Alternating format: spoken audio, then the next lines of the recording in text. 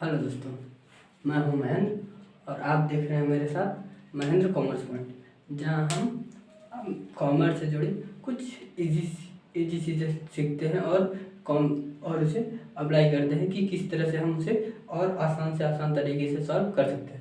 तो ऐसे ही अपने इस चैनल में हम लेके आए हैं आज साझेदारी का समापन यानी साझेदारी फर्म का समापन, जो कि है चैप्टर नंबर 5 एनसीईआरटी बुक का, जो कि उसी का सॉल्यूशन आज हम करेंगे कि जब हम साझेदारी फर्म का समापन करते हैं तो हमने बता दिया था कि जब साझेदारी फर्म का समापन और साझेदारी का समापन ये दोनों अलग अलग चीज़ें हैं।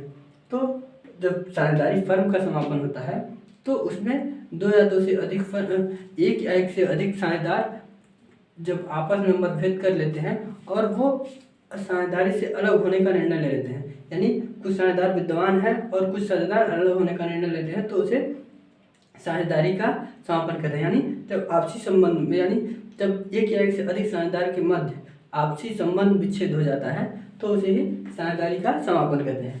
लेकिन जो साझेदारी फर्म का समापन है, साझेदारी फर्म के समापन में क्या होता है, एक या एक से अधिक साझेदार नहीं बल्कि समस्त साझेदारों के मध्य जब संबंध विच्छेद हो जाता है तो उसे ही उस समय साझेदारी फर्म का नाम बनता है। यानी संबंध विच्छेद मतलब यानी उनके मध्य जो है वो मतभेद हो जाता है, यानी एक दूसरे से अलग होने का निर्णय कर लेते हैं। अब समस्त में कितने आ गए, जैसे कि हम मान लेते हैं कि ABC एक कंपनी थी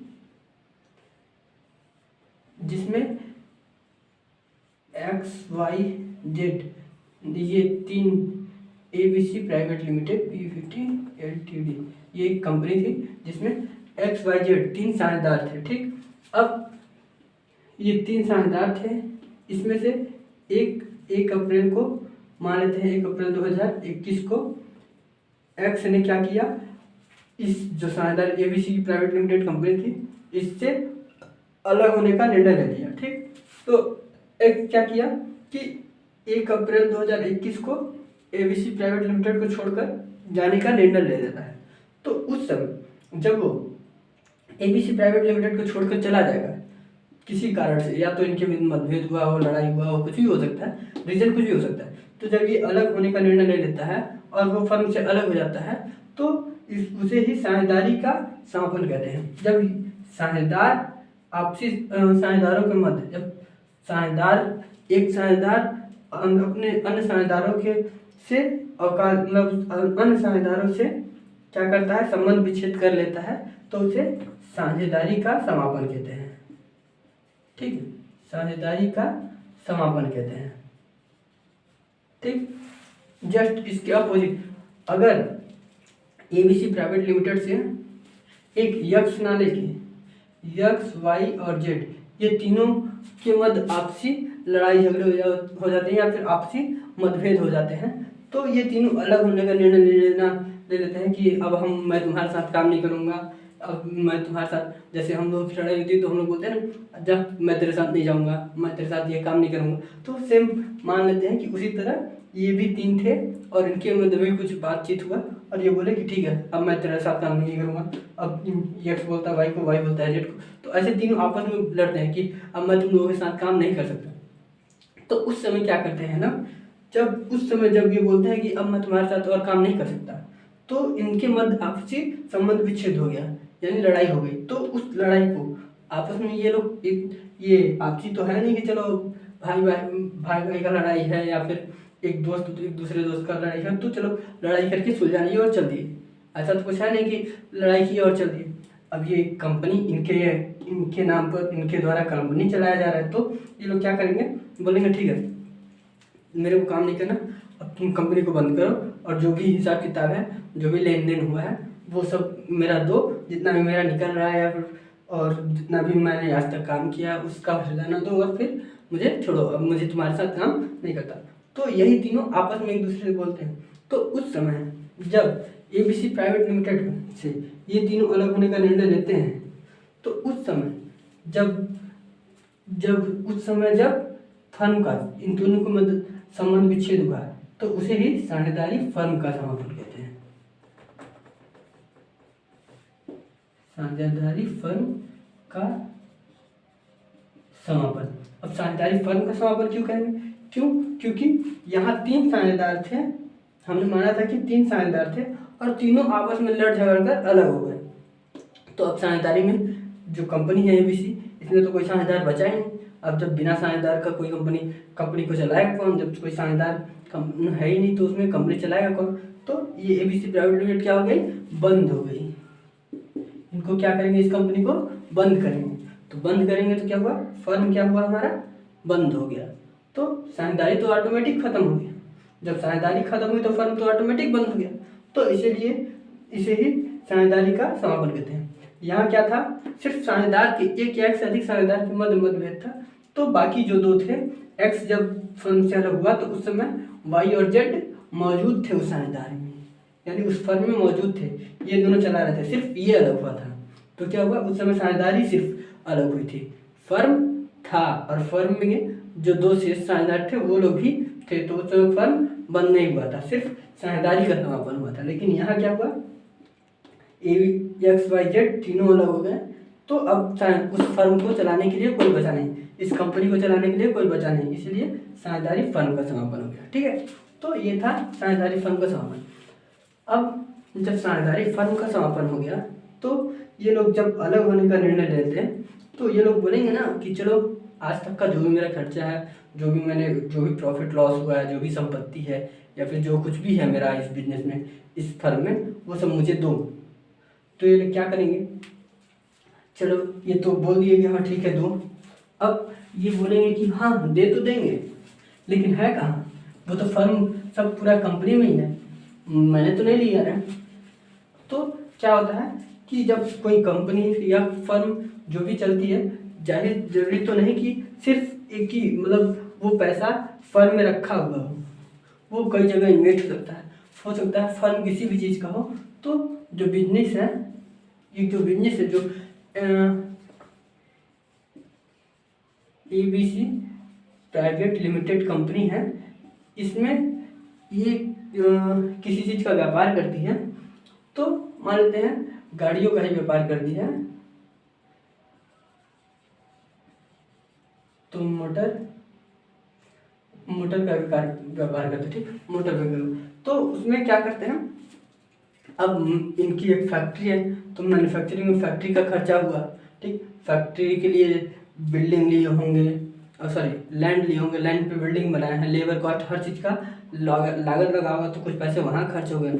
अब सामान बेच रहे हैं तो जरूरी तो नहीं है कि सिर्फ उधार दे रहे हैं, मतलब नगद ही नगद बेच रहे हैं, कुछ उधार भी होंगे तो वो भी लेना पड़ेगा। तो एक तो हो गया लैंड एंड बिल्डिंग, क्योंकि बिल्डिंग पे भी, ठीक, और दूसरा हो गया डेटर्स। क्यों डेटर्स क्यों है? क्योंकि जरूरी नहीं है कि जो हम सामान बना रहे हैं और जो बना के बेच रहे हैं उसे नगद में ही बेचा जा रहा हो सकता है उस दिन तक उधार रहा हो, किसी साझेदार को दिया हो, किसी लेनदार को दिया हो, वो पैसा अभी तक न दिया हो, उधार माल बेचते हो। कंपनियों में अक्सर कंपनियों का उधार ही होता रहता है, क्योंकि पूरा माल एकदम कैश में नहीं जाता, कुछ उधार जाते हैं। और हो सकता है कि ये जो पार्ट्स बना रहा है, कुछ पार्ट्स किसी से खरीदता होगा, कुछ कच्चा मटेरियल खरीदता होगा, तब तो बना के बेचता है ना। तो इसके क्रेडिटर्स भी रहे हों, ठीक। ये तो हो गए इसके खर्चे, संपत्ति, दायित्व से रिलेटेड, कि कुछ पैसे उसने दूसरों से उधार लिया हो, मान लेते हैं कुछ इसने उधार दिया होगा, खर्चे उसके पास बिल्डिंग है, कुछ खर्चे होंगे जो उधार बाकी होंगे या फिर कुछ खर्चे करने होंगे। तो ये था कि एक कंपनी जब अलग होती है तो उस समय क्या क्या उस कंपनी में हो सकता है। अब ये तीनों तो गए, अब बोल देंगे कि चलो इसका बंटवारा करो। तो इसका बंटवारा करने के लिए तो ठीक है, चलो जो लैंड एंड बिल्डिंग है वो तो सेम टू सेम बेच देंगे, कोई दिक्कत नहीं, तीनों में से कोई भी बेच सकता। लेकिन जो डेटर्स है और क्रेडिटर्स हैं, इसका डिसाइड कैसे करेंगे? तो जो डेटर्स से पैसे लेने हैं उसके लिए या तो वो तीनों में से कोई एक साझेदार डेटर्स का पैसा वसूलने के लिए हामी कर सकता है, यानी बोल सकता है कि हाँ जो भी डेटर्स से पैसा है वो मैं वसूल कर रहा हूँ। लेकिन जब कोई अगर तीनों जाते हैं तो ठीक है, तीनों तो जाएंगे नहीं, कोई एक को देंगे। तो एक को देंगे तो क्या वो उसकी गरज थोड़ी नहीं गई है कि उसी भर को पैसा चाहिए कि वो चलो हाँ उसकी गरज गई है अकेले की तो वो जाके लाके और तुमको सबको बांट देगा, नहीं।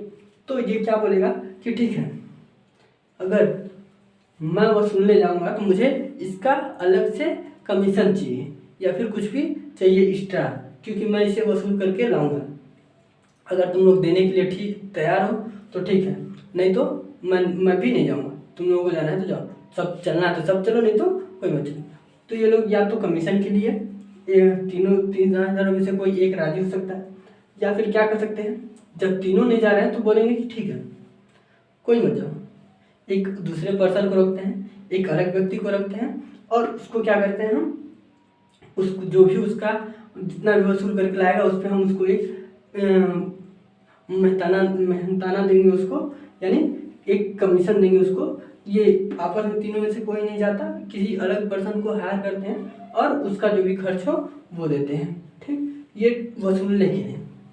अब जो लेनदार है तो लेनदारों का पैसा भी देना होगा, तो जो बोलेगा ठीक है, जो सबसे पहले जो देनदारों से पैसा आएगा या फिर जो व्यापार में पैसा है सबसे पहले किसको चुकाया जाएगा, जो हमारे लेनदार है, यानी उनका भुगतान किया जाएगा जिनसे हमने उधार माल लिया है, यानी जिनको हमें देना है, ठीक। तो ये था उसका फंडा, ठीक।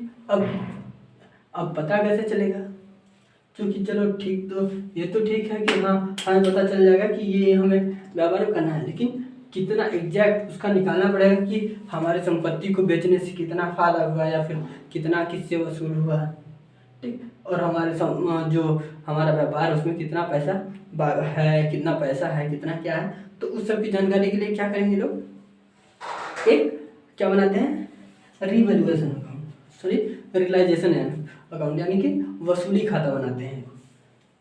तो रियलाइजेशन अकाउंट बनाते हैं।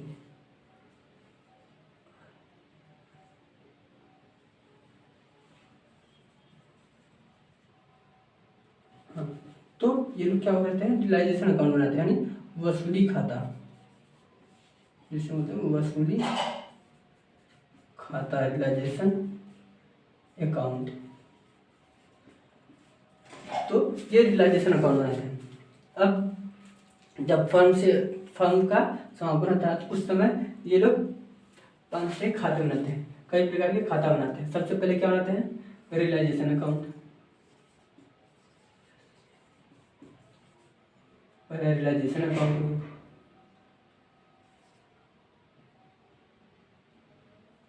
दूसरा पार्टनर्स कैपिटल अकाउंट बनाते हैं।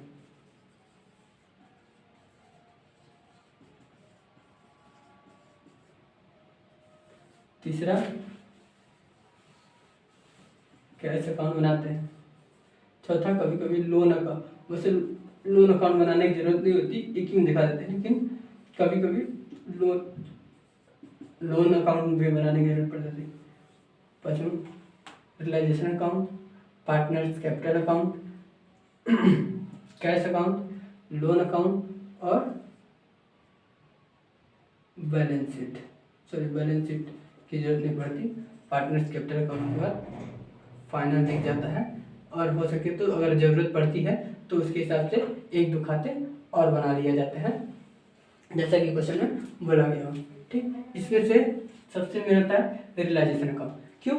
क्योंकि रियलाइजेशन अकाउंट से ही हमें पता चलता है कि कितना लाभ हुआ है, कितना या फिर कितना हानि हुआ है, यानी कि इस रियलाइजेशन अकाउंट से ही हमें पता चलता है कि संपत्तियों को बेचने पे हमारा कितना प्राप्त हुआ है या फिर हमने कितने दायित्व का भुगतान किया है, किससे कितना पूंजी लिया है। तो इन सब की जानकारी हमें कहाँ से मिलती है, रियलाइजेशन अकाउंट, यानी कि वसूली खाते से। वसूली खाते से ही हमें पूरा डिटेल मिलता है। तो हम क्या करेंगे, वसूली खाते के बारे में जान लेते हैं थोड़ा सा। क्यों? क्योंकि वसूली खाता ही मेन है। अगर वसूली खाता सही से बन गया तो बाकी सब बन ही जाएगा, क्योंकि पार्टनर्स कैपिटल अकाउंट हम लोग शुरू से पढ़ते आ रहे हैं और वो बनाते हुए आ रहे हैं। तो पार्टनर्स कैपिटल अकाउंट बनाना कोई बड़ी बात नहीं है, ठीक। अगर वसूली खाता सही से बन गया तो पार्टनर्स कैपिटल अकाउंट बड़े आराम से बन जाए। और कैश अकाउंट में कोई बात नहीं है, क्योंकि जो कैश अकाउंट है वो हमने पहले बनाया कैश का लेजर। एक तरह से जो कैश अकाउंट है वो लेजर की तरह ही बनता है, जो कि कैश लेजर मान के चलते हैं। जैसे जो भी हमारे कैश ट्रांजेक्शन है उनका लेखा हम क्या करेंगे, कैश अकाउंट के अंतर्गत डालेंगे। तो अब हम देख लेते हैं वसूली खाता।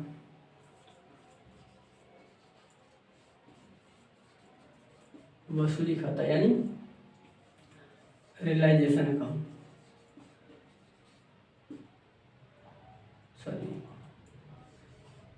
Realisation account.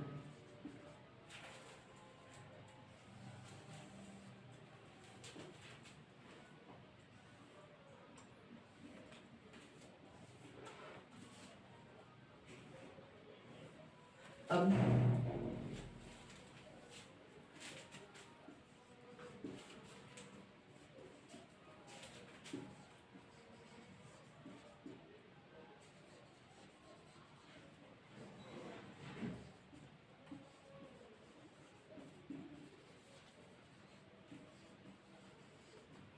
रियलाइजेशन अकाउंट को भी हम समझ लेते हैं, इसकी परिभाषा कि रियलाइजेशन अकाउंट होता क्या है और क्यों बनाते हैं, और इसमें कैसे समझे कि कौन सी मदद किस साइड है।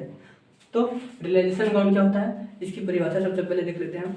तो जो रियलाइजेशन अकाउंट है उसको हम इसके फॉर्मेट के आधार पर भी समझ सकते हैं, क्यों कि किस तरह से इसे हम परिभाषित कर सकते हैं। तो जो रियलाइजेशन अकाउंट होता है यानी वसूली खाता एक नाम मात्र खाता होता है। क्यों? क्योंकि इसमें नाम मात्र यानी प्रॉफिट एंड लॉस की जानकारी मिलती है, जो कि लाभ हानि जो है वो किस में आता है, हमारा नाम मात्र खाते में आता है। इसलिए जो वसूली खाता है वो नाम मात्र खाते की प्रकृति का होता है। अब वसूली खाता लाभ हानि खाते की तरह ही बनाया जाता है। जो वसूली खाता है वो लाभ हानि खाते की तरह ही बनाया जाता है। क्यों? क्योंकि लाभ हानि खाते में भी इसमें भी दो पक्ष होते हैं, एक डेबिट पक्ष और दूसरा क्रेडिट पक्ष। और वसूली खाते में भी दो पक्ष होते हैं, पहला डेबिट पक्ष और दूसरा क्रेडिट पक्ष। ठीक, ये तो हो गया पहला। और दूसरा वसूली खाता जो होता है लाभ हानि खाते की तरह बनाया जाता है। पहला जैसे लाभ हानि खाते में डेबिट पक्ष क्रेडिट, वैसे वसूली खाते में भी डेबिट पक्ष और क्रेडिट पक्ष होता है। ठीक, इसके अब वसूली खाते के डेबिट पक्ष की ओर क्या लिखी जाती है, समस्त एसेट्स यानी जो भी है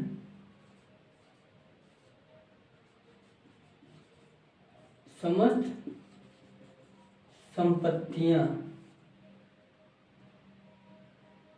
समस्त संपत्तियों में रोकड़ और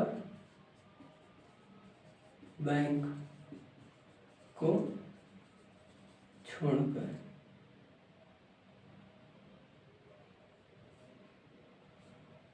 ठीक है, जो हमारा वसूली खाता है वो उसमें समस्त संपत्तियों को उनके डेबिट पक्ष की ओर समस्त संपत्तियों के पुस्तकीय मूल्य पर लिखा जाता है।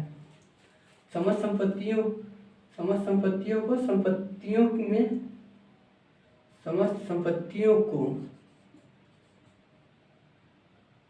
उनके समस्त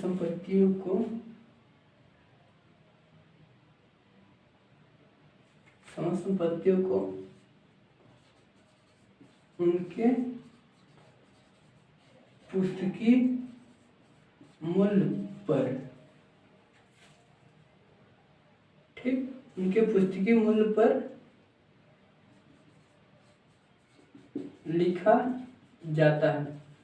अब संपत्तियों में समस्त संपत्तियों को उनके पुस्तकीय मूल्य पर लिखा जाता है। और संपत्ति में क्या करते हैं, संपत्तियों में छोड़ना पड़ता है दो चीजें। क्या क्या?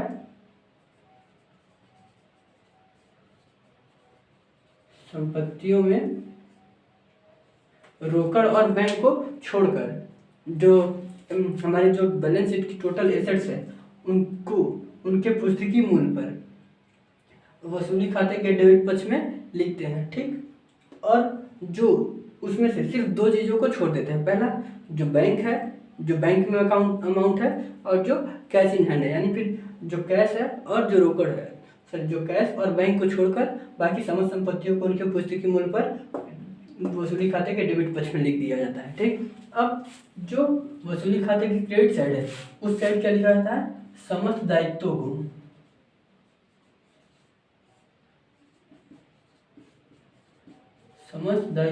को उनके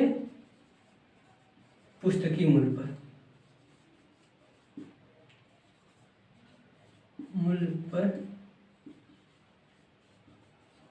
लिखा जाता है। अब दायित्वों में भी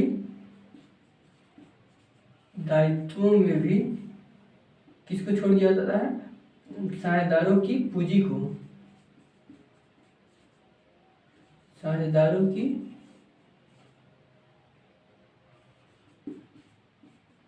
पूंजी को, ठीक, ये दायित्वों में छोड़ दी जाती है। समस्त दायित्वों को उनके पुस्तकीय मूल्य पर लिखा जाता है, दायित्वों में साझेदारों की पूंजी को छोड़कर वसूली खाते के क्रेडिट पक्ष में। ठीक, इसके अलावा अगर किसी प्रकार का खर्चा है, ठीक, और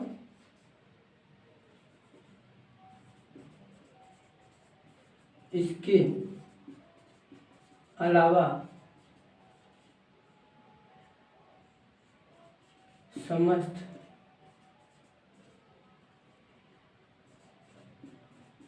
खर्चों को भी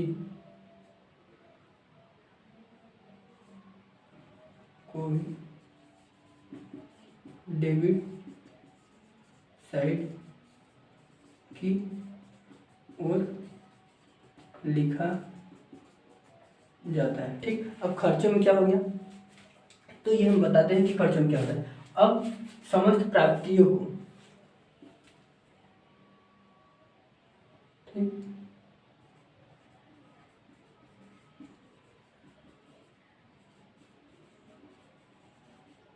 समस्त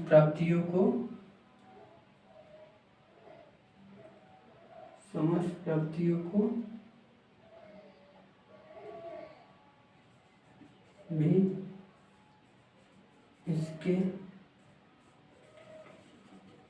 क्रेडिट साइड में लिखा जाता है।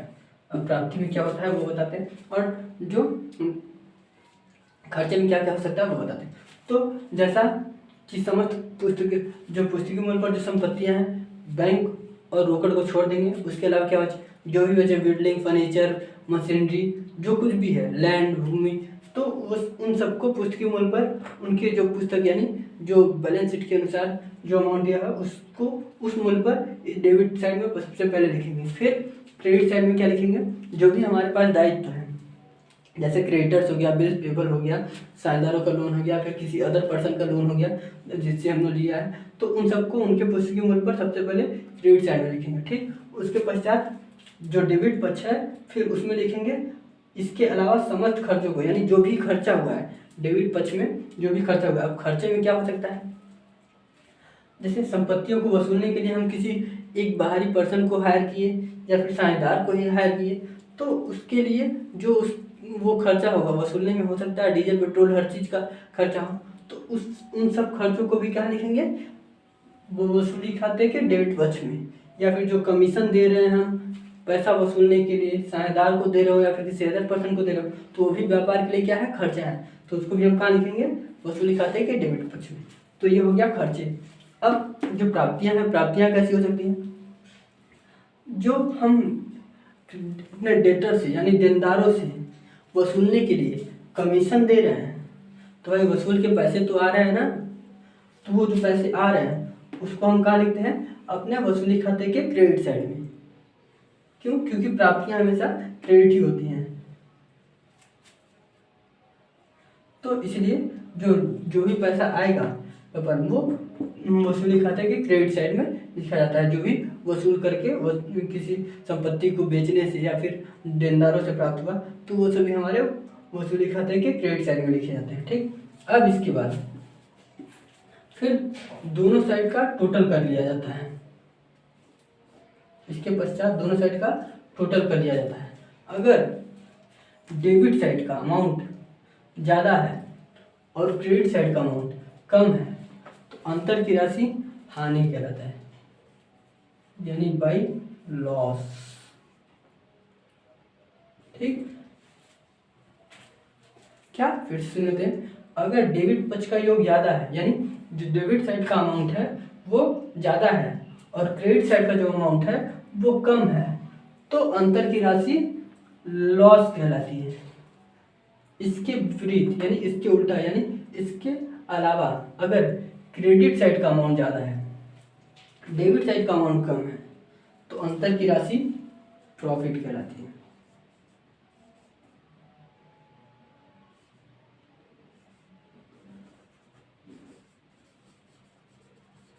प्रॉफिट कहलाती है। ठीक, अब एग्जांपल के थ्रू समझते हैं कैसे कैसे डेबिट साइड का अमाउंट ज़्यादा होगा और क्रेडिट साइड का अमाउंट कम हुआ। तो मान लेते हैं डेबिट साइड का अमाउंट कितना होगा, 1 लाख। ठीक, और क्रेडिट साइड का अमाउंट क्या होगा, 90,000। तो 1 लाख यानी डेबिट साइड का अमाउंट 1 लाख है, ये ज़्यादा है, क्रेडिट साइड का अमाउंट 90,000 है, कम है। तो इनको बराबर करना होता है हमें। तो ये अमाउंट अगर 10,000 इसमें और जुड़ जाएगा तो ये 1 लाख हो जाएगा। तो अगर 10,000 और जोड़ देते हैं हम इसमें तो ये 1 लाख हो जाएगा। ठीक, तो ये जो 1 लाख जोड़ने के लिए 10,000 रुपये और लगाए, क्रेडिट साइड में और जोड़े, यही हमारा क्या है, लॉस हुआ। क्यों, क्योंकि डेबिट साइड का अमाउंट जो है 1 लाख है और क्रेडिट साइड का अमाउंट 90,000 था। तो इसको बराबर करने के लिए हम इसमें 10,000 रुपये डाले हैं, यानी 10,000 रुपये अगर साझेदार लाएंगे और तब जाके ये 1 लाख रुपये होगा तो ये बराबर होगा, तब तो हम साझेदारों का भुगतान करेंगे ना। तो क्योंकि क्यों लाएंगे, ये लॉस क्यों कहलाएगा, क्योंकि जो खर्चे हैं हमारे ये ज़्यादा हो जा रहे हैं और जो प्राप्तियां हैं हमारी कम हो रही है, इसीलिए जो हमें लॉस हो रहा है। अगर प्राप्तियां कम हैं और खर्चे ज़्यादा हैं तो ऑब्वियसली लॉस होगा। ठीक, इसके विपरीत अगर हमें